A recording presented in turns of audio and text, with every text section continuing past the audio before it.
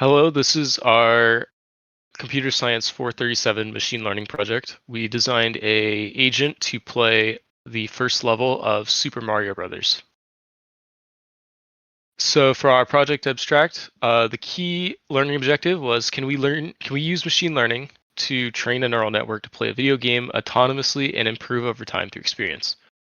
To accomplish this, the neural network has to learn to navigate a virtual environment and make decisions that lead to in-game accomplishments such as forward progress in the level, collecting coins, collecting power-ups, all without any predefined instructions from a human other than the specific actions that it is allowed to take in the game, like what button presses it can even make on the controller. We used reinforcement learning for this task by combining the machine for forward progress or doing other objectives like collecting coins, getting high scores, power-ups, as well as punishing it if it were to die. The machine will learn to maximize the reward by performing inputs that make it play well and it gets far in the level. This is similar to how humans learn to play video games, as we're able to learn from our mistakes. We're looking to answer if a model can be similar or even surpass average human gameplay using that same approach. So our implementation for this project, um, we will be using a Python environment that will use the GIMP Super Mario Brothers library and the NES GUI library, which is the emulator backend, to run the game. The model will decide what to do next by taking the last four in-game frames and inputting them into a policy, and then the next action will be chosen based on that policy.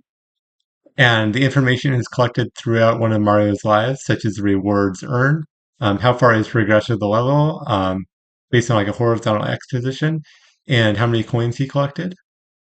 After Mario dies, then the policy is updated based on this information, and eventually through trial and error, the model can find the policy necessary to maximize its reward.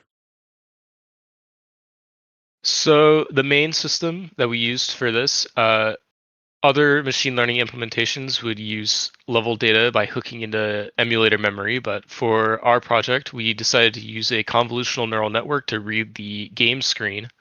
So the input is a tensor with four channels of size 84 by 84, and it takes the four previous frames and pre-processes them into grayscale and resizes them down to 84 by 84. It has four layers. The first layer captures the very coarse or broad screen data. That's like the color of the sky and the ground. The second layer captures more specific details like Mario's position, enemies, locations of pipes, and blocks. The third layer captures much more fine details like what kind of block you're looking at, like a question block or a brick block or a pipe, what kind of enemy you're dealing with, like a Koopa or a Goomba, and the very edges of bottomless pits that Mario has to jump over. And the final layer is the 3136 dimension future vector with 512 dimension embedding, which represents everything about the game state, like level layouts, what enemies are around Mario currently, and where they're currently moving toward. The reward function, um, we will be using the Gem Super Mario Brothers default reward function, and this reward function is R equals V plus C plus D. R is the reward each frame. V is Mario's change in the X position. This is represented by X1 minus X0, where X1 is Mario's position after the step and X0 is before the step. And this is to reward forward progress and punish backward progress. C is the game clock ticking down. This is described as C0 minus C1, and this can only either be 0 or -1. And this punishes the model for not making progress fast enough. And D is the death flag. It is either a value of 0 or -15 that is set on the frame that Mario dies. And we shaped and modified this reward as needed for training purposes. And we added a timeout feature that would make training faster. So we also implemented proximal policy optimization for training, and we used a hybrid model that has long short-term memory as on top of the CNN. The long short-term memory incorporates the numerical features of the system, like Mario's X position and Y position, the game clock time, into Mario's decision making. This provided more structured information that the CNN did not process very well. The goal was to help to make the agent make more informed decisions on precise timing, such as if you're at this position in the this X position in the level, you should jump here to survive, for example. There were many challenges that we experienced while training the model. One of these included getting stuck. During training, Mario would also often get trapped behind a pipe or another obstacle, and the model could not figure out how to pass it. And we were able to alleviate this problem by punishing non-progression, and we did this through the timeout feature. So if Mario was making no forward progress, then the current life would end immediately, and a severe penalty would be enacted on the reward. On another challenge we experienced was overfitting.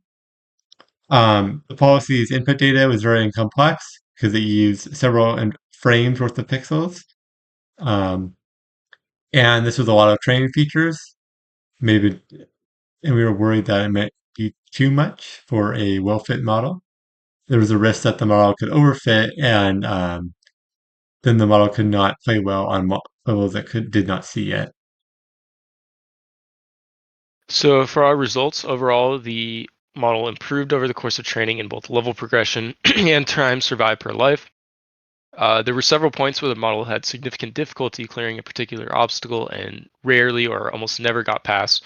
Two of these points were the second pipe in the level, which is very high and requires a long A press to jump over, um, as well as the second pit in the level, which also requires a long A press to get over and requires precise timing because of the enemy right on the other side of it.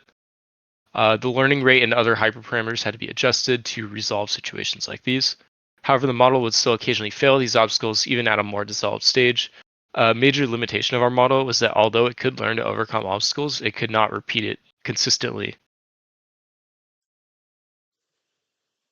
So we will be running a demonstration of the model in action, playing the game. So we are going to our program here. So as you can see, the model can navigate over the obstacles. It'll occasionally run into an enemy or fall in a pit, but overall it does know how to navigate the obstacles. And I will leave this running for a bit just to demonstrate that the model can show some consistency in making some progress over this level.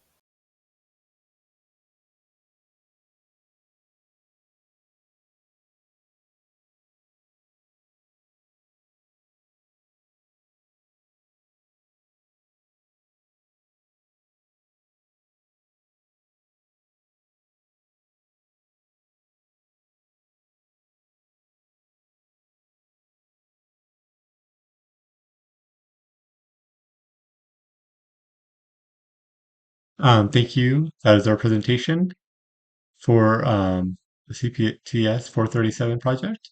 And thank you for watching.